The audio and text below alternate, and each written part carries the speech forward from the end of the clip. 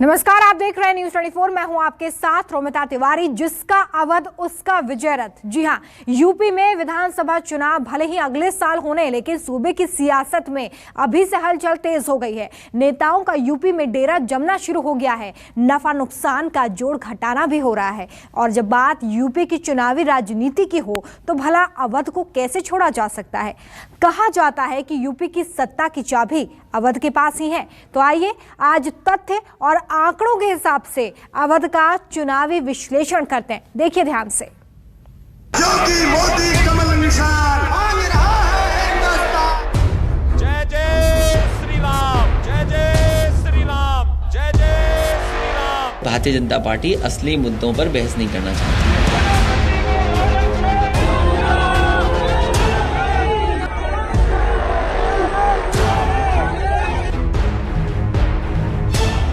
कहीं हिंसा हुई है, कहीं बम फूटे हैं, कहीं पे गोली लगी है, कहीं पे मारपीट हुई है, कहीं पे महिलाओं के साथ अत्याचार हो रहा है। आज यूपी में कानून का राज है। भारतीय जनता पार्टी की सरकार बनेगी, कोई संदेह नहीं।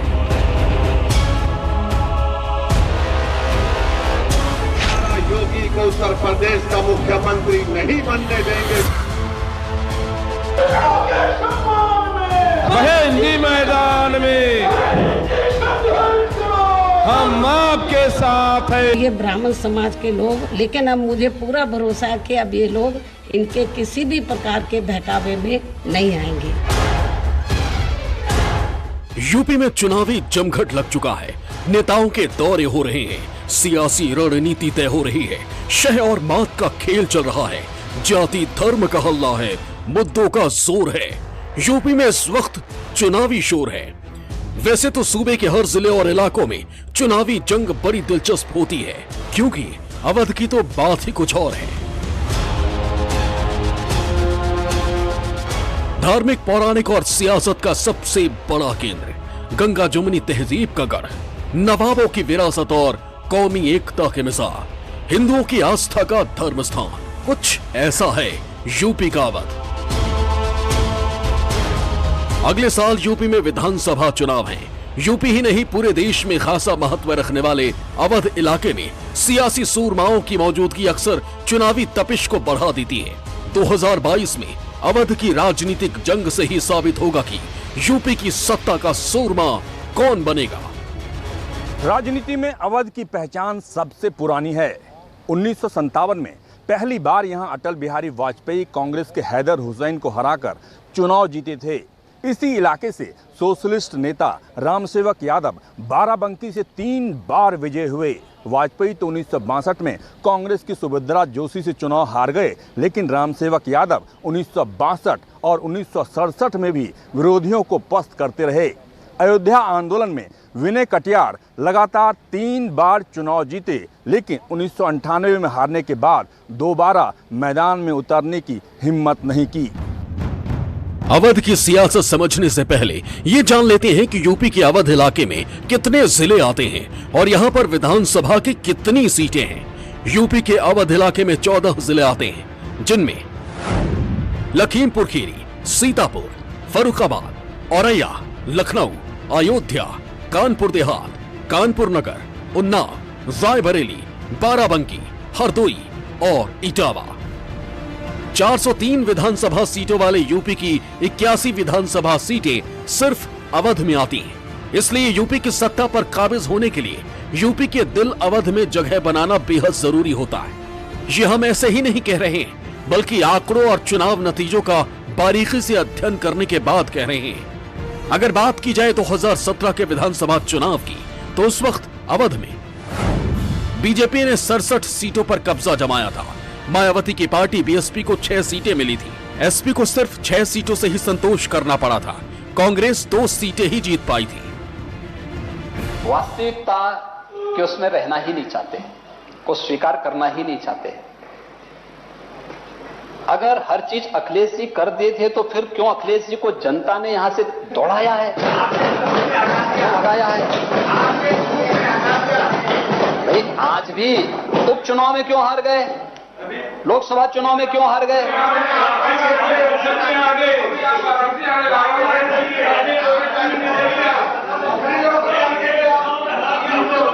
देखिए लेकिन देखिए, हम तो हारे फिर जीते, यही तो हमारी उपलब्धि है। कभी नहीं, सपना देखिए, आराम से सपना देखिए। जब 2012 के विधानसभा चुनाव में इस इलाके में अखिलेश यादव की साइकिल जबरदस्त दौड़ी थी, उस वक्त अवध की बदौलत यूपी में अखिलेश की सरकार बनी थी। 2012 के विधानसभा चुनाव में एसपी 61 सीट जीतकर सबसे बड़ी पार्टी बनी थी। बीएसपी ने 10 सीटों पर जीत हासिल की थी।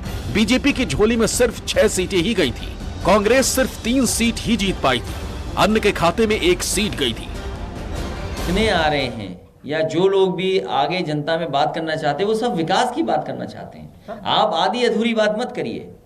आप कहिए कि जो भी दल आ रहा है वो चाहता है कि विकास हो, और अगर विकास किसी ने किया तो समाजवादी पार्टी ने अपना करके दिखाया।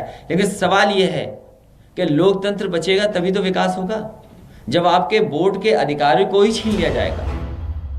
2007 के विधानसभा चुनाव में बीएसपी प्रमुख मायावती ने सोशल इंजीनियरिंग करके अवध को अपनी झोली में डाल दिया था। उस वक्त अवध में हाथी पर सवार मायावती का विजय रथ दौड़ा था। 2007 के विधानसभा चुनाव में बीएसपी ने 34 सीटें हासिल की थी। एसपी को 28 सीटों से संतोष करना पड़ा था। बीजेपी 9 सीटें जीतकर तीसरे नंबर पर थी। कांग्रेस की झोली में 8 सीटें गई थी, अन्य को 2 सीटें मिली थी। यूपी की सियासत में वैसे तो हर क्षेत्र का अपना अलग इतिहास और रवायत रही है, लेकिन अवध की बात ही कुछ अलग है। बीते 2 दशकों में अवध के वोटर्स ने जिस भी राजनीतिक दल का साथ दिया, सत्ता की चाबी उसी के हाथ लगी है। अब बारी है 2022 के चुनावी महाभारत की, जो आसान नहीं है। इसी महाभारत को जीतने के लिए तमाम सियासी पार्टियां अपना अपना गुणा गणित लगा रही हैं। कोई एक बार फिर सोशल इंजीनियरिंग के जरिए लखनऊ की गद्दी पर बैठना चाहता है, तो कोई ब्राह्मण और राजपूत वोटों के जरिए विरोधी पार्टी को पटखनी देने की तैयारी कर रहा है। हाँ, जब बात मुद्दों की हो तो भला राम मंदिर कैसे पीछे छूट सकता है? आखिर राम मंदिर भी तो अवध में ही विराजमान है। हालांकि अब भव्य राम मंदिर का निर्माण शुरू हो चुका है, लेकिन शायद ही बीजेपी 2022 में भी इस मुद्दे को छोड़ेगी। अवध की हो और राम मंदिर का मुद्दा छूट जाए, ये संभव नहीं है। राम मंदिर कई वर्षों से चुनावी मुद्दा बनता रहा है। साल 2017 के चुनाव में भी बीजेपी को राम मंदिर के मुद्दे की वजह से फायदा हुआ था, और अब जब राम मंदिर का निर्माण हो रहा है, ऐसे में बीजेपी इस मुद्दे को कैसे छोड़ सकती है? इसकी काट के लिए सपा, बसपा और कांग्रेस भी अब मुद्दा ढूंढने में लगे हैं, ताकि 2022 में बीजेपी को दोबारा सत्ता में आने से रोका जा सके। बीजेपी दूसरी बार सत्ता में आने के लिए जरूरी किसी भी मुद्दे को छोड़ना नहीं चाहेगी। विकास के साथ ही राम मंदिर के मुद्दे को लेकर बीजेपी का जनता के बीच जाना तय माना जा रहा है। सीएम योगी पहले ही फैजाबाद का नाम बदलकर अयोध्या कर चुके हैं। हो सकता है कि डिजिटलीकरण का समर्थन करने वाली बीजेपी विधानसभा चुनाव से पहले अयोध्या में ही अपना चुनावी वॉर भी तैयार कर ले, तो वही विरोधी दल मंदिर के लिए अधिग्रहित की गई जमीन विवाद को भी जोर शोर से उठा सकते हैं। देश की सत्ता का रास्ता उत्तर प्रदेश से होकर जाता है। ये राजनीतिक मुहावरा अक्सर हर किसी की जुबान पर चढ़ा रहता है। यूपी की सियासत भी इसी मुहावरे के आसपास घूमती दिखाई देती है। इसलिए सभी पार्टियां इसको सच साबित करने के लिए एड़ी चोटी का जोर लगा रही हैं। बीजेपी, कांग्रेस, बीएसपी, एसपी और ओवैसी सभी अपने अपने सियासी मिजाज के हिसाब से समीकरण बैठा रहे हैं। Bureau report, news 24। तो यूपी में चुनावी सहरा सजना शुरू हो गया है। राजनीतिक समीकरण तो आपने समझ लिए हैं। अवध का जातीय समीकरण साधना भी बेहद जरूरी होता है, क्योंकि अवध में जितनी विधानसभा की सीटें हैं उससे कई ज्यादा यहाँ पर जातियों का जाल बिछा हुआ है। और शायद यही वजह है कि यहाँ पर मुख्य मुद्दे तो गायब हैं, लेकिन सभी धर्म और जातियों का समीकरण बिठाने में जुटे हुए हैं। अवध में क्या है जातियों का गुणागणित, आइए समझते हैं इस खास रिपोर्ट में।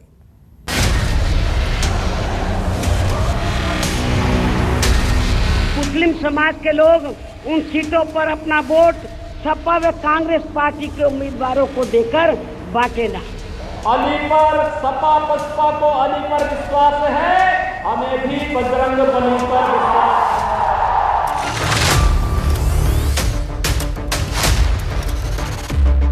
है। इंशाअल्लाह दोबारा योगी को उत्तर प्रदेश का मुख्यमंत्री नहीं बनने देंगे। अगर उन्होंने भारतीय जनता पार्टी को चैलेंज किया तो भारतीय जनता पार्टी का कार्यकर्ता उनके चैलेंज को स्वीकार करता है।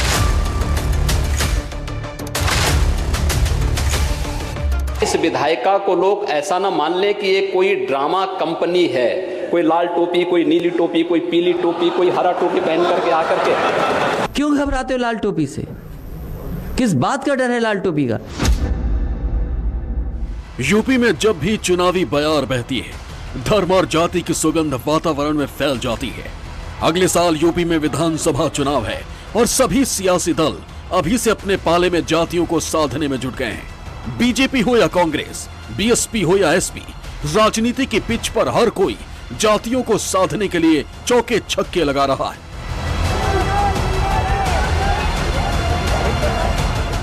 अब इस सरकार में यहाँ अपर कास्ट समाज में से खासकर ब्राह्मण समाज तो बहुत ज़्यादा दुखी है, जिन्होंने पिछले विधानसभा आम चुनाव में बीजेपी के बहकावे में आकर इस पार्टी को बढ़ चढ़कर एक तरफा अपना वोट दिया था और इनकी पूरे 5 साल के लिए सरकार भी बनाई।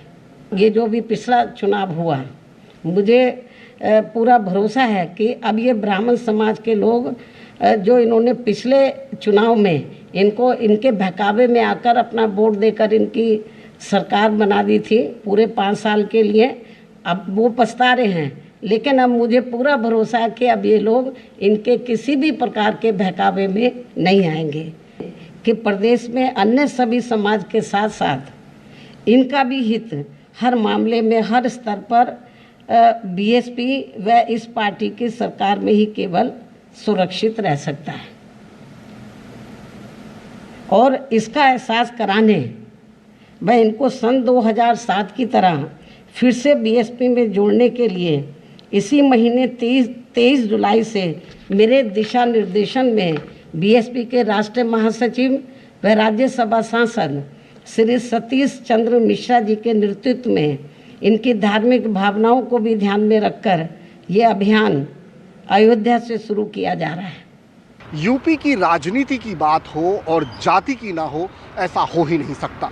पूर्वांचल और अवध की सियासत में जातियों का बड़ा दबदबा माना जाता है, इसीलिए सियासी दल जाति, धर्म और ध्रुवीकरण का गणित सुलझाकर ही अपने उम्मीदवार को चुनावी अखाड़े में उतारते हैं। अवध की जातीय राजनीति समझने से पहले यूपी का समीकरण समझना होगा। ये भी जानना होगा कि कौन सी पार्टी किस समुदाय के भरोसे अपनी चुनावी वैतरणी पार करने की कोशिश में है। सबसे पहले बात बीजेपी की। बीजेपी सभी जातियों को साधने की कोशिश में जुटी है। चुनाव से पहले पिछड़ा वर्ग मोर्चों की नई टीम बनाई। मोदी कैबिनेट में सभी जातियों को तरजीह दी गई। बात करें अखिलेश की पार्टी एसपी की, तो पिछले दिनों अखिलेश ने पार्टी के दिग्गज ब्राह्मण नेताओं के साथ मंथन किया। सभी ब्राह्मण विधायकों ने अखिलेश को शंख तोहफे में दिया। अखिलेश ने ब्राह्मण नेताओं को परशुराम की प्रतिमा का मॉडल भेंट दिया। उधर बीएसपी भी ब्राह्मणों को जोड़कर सोशल इंजीनियरिंग फॉर्मूला बना रही है। अयोध्या में पार्टी ने भव्य ब्राह्मण सम्मेलन किया। राज्य के 18 मंडलों में ब्राह्मण सम्मेलन का आयोजन करेगी। उधर यूपी में 3 दशक से सत्ता का वनवास झेल रही कांग्रेस को सूबे में दोबारा से खड़ा करने की जिम्मेदारी प्रियंका गांधी के कंधों पर है। कांग्रेस की नजर एसपी के मुस्लिम और बीएसपी के दलित कोर वोट बैंक पर है। कांग्रेस ने प्रदेश की कमान अति पिछड़ा समुदाय से आने वाले अजय कुमार लल्लू को दी है, जो लगातार दलित और अल्पसंख्यक मुद्दों पर योगी सरकार को घेर रहे हैं।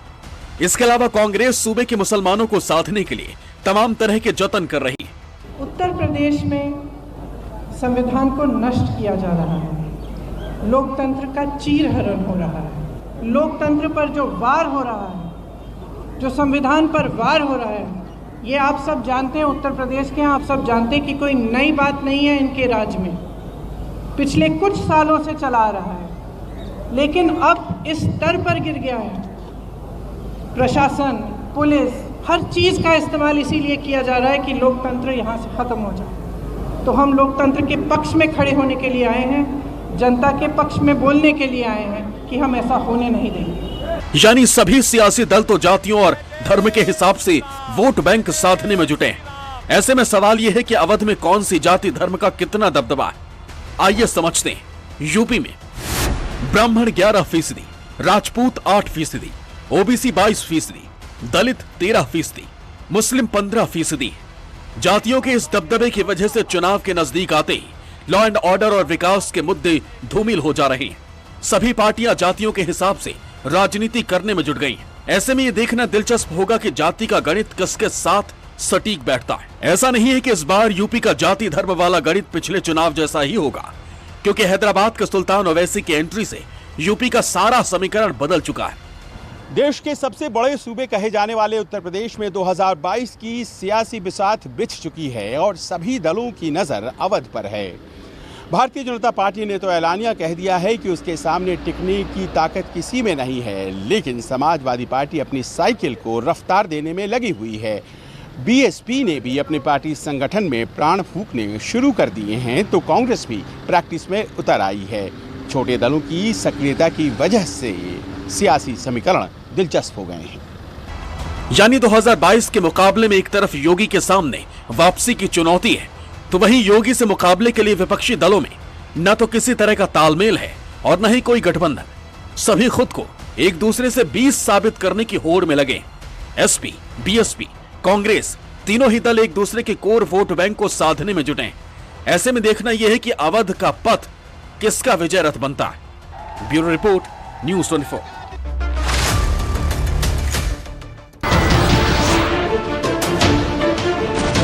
नमस्कार, मैं हूं मानक गुप्ता।